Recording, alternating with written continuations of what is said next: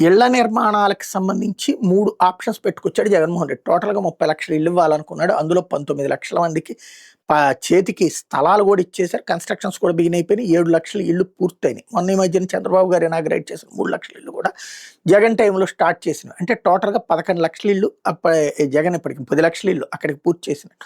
ఇప్పుడు మరొక 5 లక్షలు వచ్చే ఉగాది నాటికి పూర్తి చేస్తామని చంద్రబాబు గారు అన్నారు. ఒక 15 లక్షల మందికి జగన్ టైంలో ఇళ్ళు వచ్చినట్టు. అందులో ఒక లక్ష దాకా చంద్రబాబు గారు కట్టుతానన్నటువంటి టిట్కో ఇళ్ళు కూడా ఉన్నాయన్నమాట. అందులో వాటిని జగన్ 50,000 అందులో పూర్తి చేశాడు. బాబు గారి హయాంలో మరొక 50,000 ఏమో పూర్తయినట్టున్నాయి. ఇంకా ఇవన్నీ కలిపి నడవబోతున్నాయి. అయితే ఇప్పుడు సమస్యల్లో ఏంటంటే బిల్లులు చెల్లించకపోవడం. అసలే అది అతి తక్కువ లాభం వస్తుంది. ఒక ఇల్లు కడితే 10,000, 15,000కి మించి లాభం రాదు.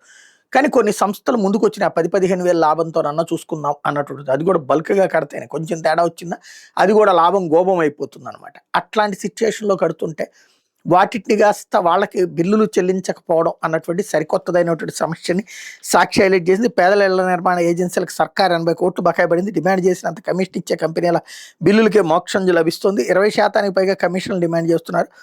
ఎల్లో గ్యాంగ్ దందాతో ముందుకు సాగని ఆప్షన్ 3 ఇళ్ల నిర్మాణాలు అన్నటువంటిది హైలైట్ చేసుకొచ్చింది.